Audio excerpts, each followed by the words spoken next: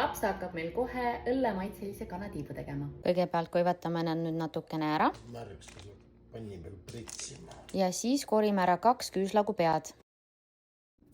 Kõik on otsad ära. Laseb maitseks rohkem välja tulla. Paps teeb kõik töö ära, mina lihtsalt passin. Mis sa teed? Pruunistan kanatiibasid. Küüslagud lõiksin igaks juks pooleks, need olid päris suured. Teeme mitme seos, et paremini pruunistuks.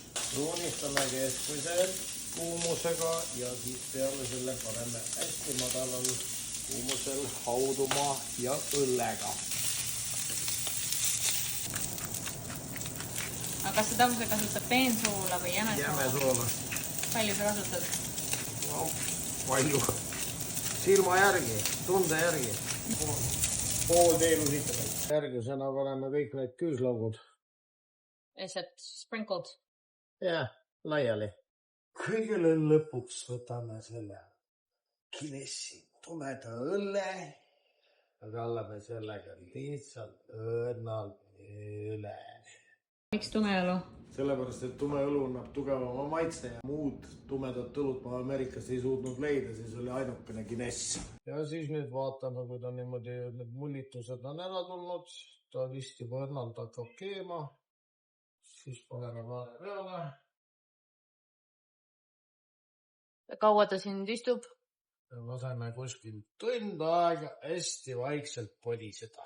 Kui sa kodus teed, mis õllega sa teed? Saku tumedaga. Ja ütlesid, et see on magusam kui see? Natukene magusam on jah, Guinness on märkema maitsega. Tegeleks nagu sellega, et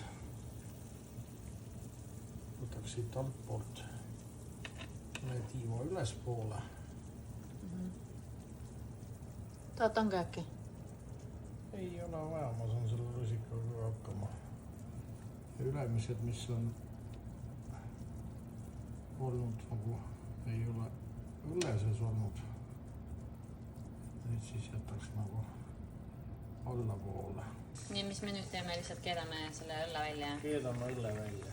Haurustub, see haurustub ja mis ei haurustu, see jääb sinna kana sisse. Sellised nad meil lõpuks välja näevadki ja kõrvale panime selle ananassi salsa. Kiitus meie kokale. Fall off the bone. It's like a marsala sauce. A very good mouthfeel. Ta on nii hea, et pehme. Väga huvitav maitse on küll. Teeks uuesti.